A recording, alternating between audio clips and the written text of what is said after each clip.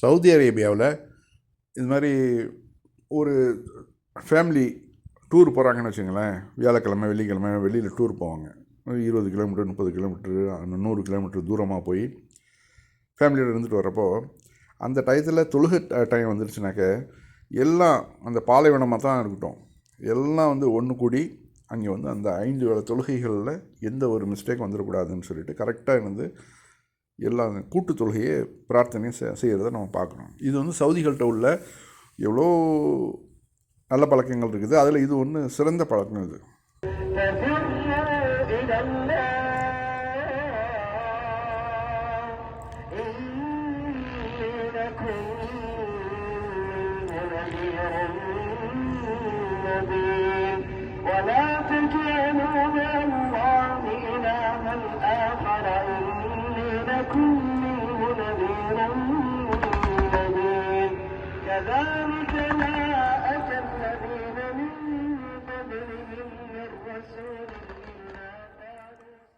ஒரு வெளியூர் பயணத்துக்கு கிளம்பும் போதே தொழுகைக்கான எல்லா ஏற்பாடுகளையும் செஞ்சுக்கிட்டு தான் கிளம்புவாங்க.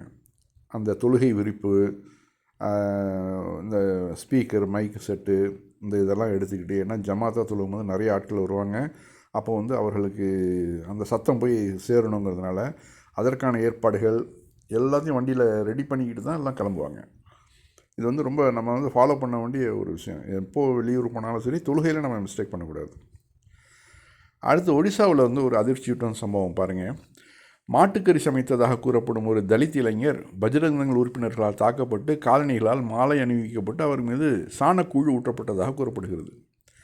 மாநிலத்தில் பசு பாதுகாப்பு நடவடிக்கைகள் தலித்துகள் மற்றும் பழங்குடியினருக்கு எதிராகவும் பொது அவமானமாகவும் கும்பல் வன்முறையாகவும் மாறி வருகின்றன. தன்னைத்தானே நியமித்து கொண்ட அமலாக்க அதிகாரிகளை விட சட்டமும் ஒழுங்கும் மேலோங்க வேண்டும். காவல்துறை முழுமையாக விசாரித்து பொறுப்பானவர்கள் மீது நடவடிக்கை எடுக்க வேண்டும். இத்தகைய இழிவான நடத்தை யாரும் ஆளாகக்கூடாது. அது பாருங்கள், எவ்வளோ பெரிய மோசமான நிலைமை. அதை பாருங்கள். அந்த இளைஞன் தன்னுடைய சொந்த செலவில் மாட்டுக்கறியை வாங்கி சமைச்சு சாப்பிட்டா உங்களுக்கு என்னடா போச்சு? உனக்கு தான் அது தெய்வம், அவனுக்கு அது தெய்வம் கிடையாது. அவன் வந்து ரெண்டாவது அந்த பாருங்கள் எல்லாம் அடிக்கிறதும், அவன் மேலே வந்து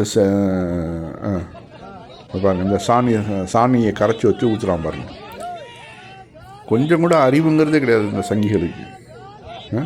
அப்படிப்பட்ட இன்னும் ஒரு தப்பு பண்ணிட்டான். அவன் உழைக்கும் இருக்கும். உழைக்கிறவனுக்கு புரதசத்து தேவை. புரதசத்து எங்கே கிடைக்கும் அதிகமாக? மாட்டுக்கறி, அதுதான் சீப்பாக கிடைக்கும். அப்போ வந்து அது வந்து தவறுன்னு சொல்லிட்டு உனக்கு கோமாதாவாக இருந்துட்டு போனாக்க அவனுக்கு என்ன? இந்த ஆட்சியை தமிழகத்தில் கொண்டு வரது தான் எடப்பாடி பாடுபடுறாரு.